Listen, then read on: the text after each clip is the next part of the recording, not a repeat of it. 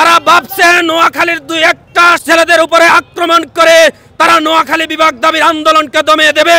আমি তাদেরকে বলতে চাই, নোয়াখালীর একটা বাসী বেঁচে থাকতে নোয়াখালী বিভাগ দাবি আদায় করে ছাড়বে। সম্মানিত উপস্থিতি, আপনারা অবগত আছেন, আমরা দীর্ঘদিন নোয়াখালী বিভাগের দাবিতে বিভিন্ন জায়গায় আন্দোলন সংগ্রাম করে আসতেছি। শুধু এটা নোয়াখালী সীমাবদ্ধ না, নোয়াখালীর বাইরেও প্রবাসে আমাদের বিভিন্ন জায়গায় নোয়াখালী বিভাগের দাবিতে প্রোগ্রাম হচ্ছে। এটা আমাদের ন্যায্য দাবি। নোয়াখালী, ফেনী, লক্ষ্মীপুরকে নিয়ে আমরা বৃহত্তর নোয়াখালী আমাদের যে দীর্ঘদিনের বিভাগের দাবিতে আমরা আন্দোলন করে আসতেছি। গত কয়েকদিন আগেও আমরা বিভিন্ন উপজেলায় সংক্ষিপ্তভাবে বিক্ষোভ মিছিল করেছি।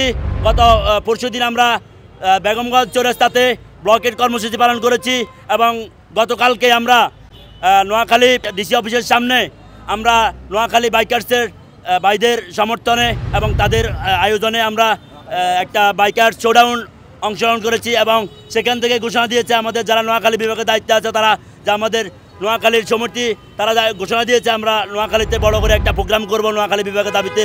সেই কর্মসূচিতে আজকে আমাদের ঢাকা প্রেস ক্লাবের সামনে খুব শান্তিপূর্ণ কর্মসূচি হয়েছে।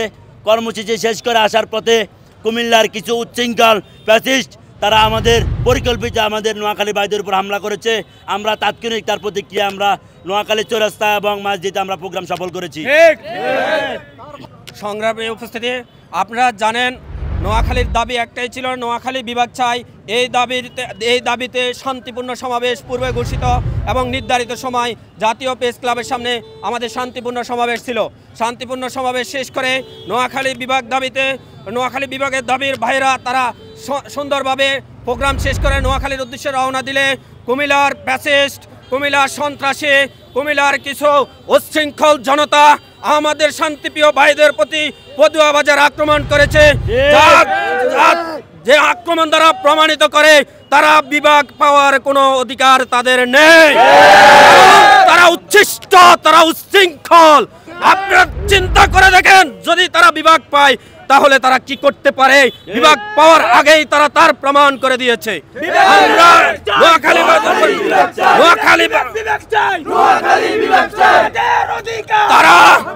তারা ভাবছে নোয়াখালীর দুই একটা ছেলেদের উপরে আক্রমণ করে তারা নোয়াখালী বিভাগ দাবির আন্দোলনকে দমিয়ে দেবে। আমি তাদেরকে বলতে চাই, নোয়াখালীর একটা বাসী বেঁচে থাকতে নোয়াখালী বিভাগ দাবি আদায় করে ছাড়বে। চাই নোয়াখালী কখনো মাথা নত করে নাই, করবে না।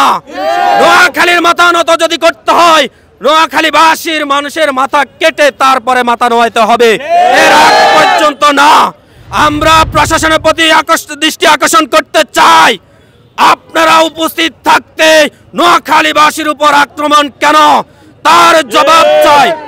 অবিলম্বে হামলাকারীদেরকে দৃষ্টান্তমূলক শাস্তি এবং তাদের গ্রেফতার করতে হবে, অন্যথায় বৃহত্তর আন্দোলন আসবে, যে আন্দোলনে কুমিল্লাবাসী বেঁচে চলে যাবে, থাকবে না, কুমিল্লার নিশানা থাকবে না।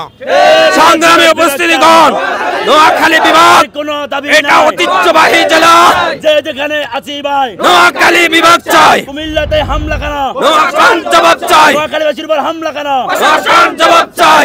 আমরা United Peoples of Bangladesh Noakhali জেলার পক্ষ থেকে এই হামলা তীব্র নিন্দা ও প্রতিবাদ জানাই এবং আগামী নোয়াখালী বিভাগ দাবিতে যে কোনো আন্দোলনের কর্মসূচিতে নোয়াখালী বাংলাদেশ ঐক্যবদ্ধ আছে এবং থাকবে।